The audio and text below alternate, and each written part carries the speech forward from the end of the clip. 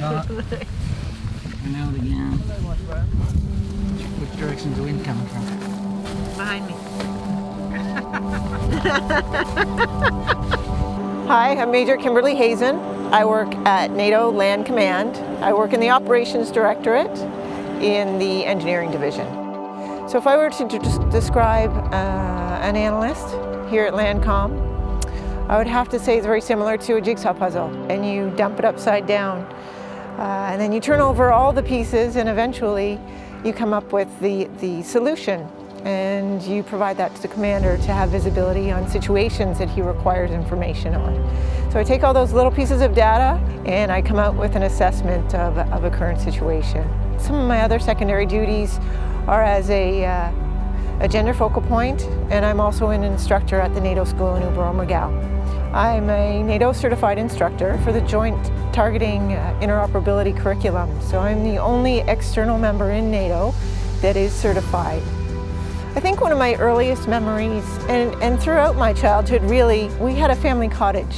All of my cousins and different family members would come together every year, and we would go hiking, we would go swimming, we'd enjoy the beach. Really, there was no internet at that point in time. We just enjoyed each other and enjoyed the outdoors. And we've really fostered that in our own family. The winds are supposed to be out of the north this afternoon, about 10 kilometers per hour. They're coming out of the east. So we're just rejigging how we're going to do our setup a little bit. And this is my husband, Scott. Hello. So I was actually in Africa when I got the email that I was likely going to be posted to Turkey. And I had to send an email home to say, hey honey, what do you think about moving to Turkey? And the reaction initially was, what? You want to move where? We have been to almost every nook and cranny of this country. We felt so safe. Our children feel safe. We camp regularly. Our children use the transit system. We discovered that there was so much to the country and more beautiful and lush and creates many opportunities. The historical elements in and of themselves, the Temple of Apollo, the Demre, Ephesus. So we've been able to walk those grounds that have been walked for centuries and centuries. It's a very unique opportunity. When Scott had actually retired from the military, he's a former military police officer.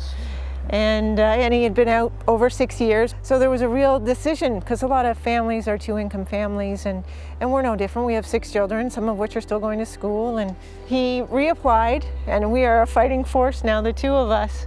My husband and I have been married for almost 30 years.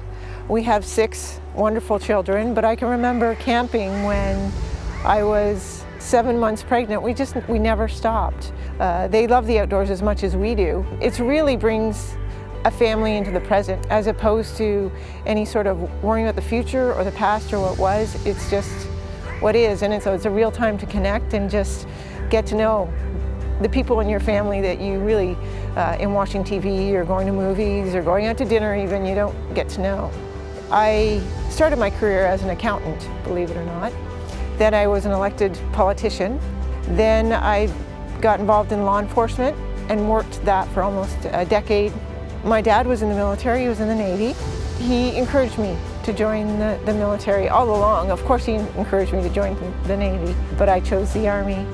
And it's throughout the leadership and the training, and a lot of the programs within the military have really not only been fulsome of a combination of who I was, but also who I am today. So advice I've always given my children, and I would give to anyone really in life. The question I ask them first, because they need to come to the resolution or the solution, is what would you do if I gave you $10 million?